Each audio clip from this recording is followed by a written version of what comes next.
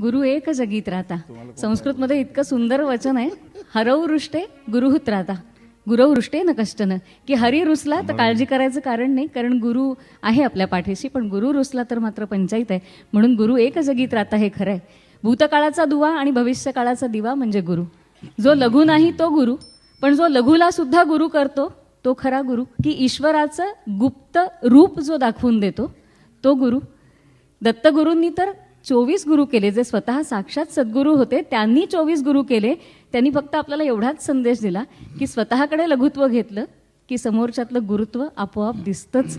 फक्त त्यासाठी ती दृष्टी उघडणारा सुद्धा गुरु कोणीतरी पाठीशी असावा लागतो, कारण प्रत्येकामध्ये शेवटी भगवंताचंच रूप असतं आणि त्या रूपामध्ये जे जे भेटे भूत ते ते मानिजे भगवंत ही विचारसरणी फक्त आपल्या मनामध्ये रुजवणारा सुद्धा गुरुच पाठीशी असायला हवा.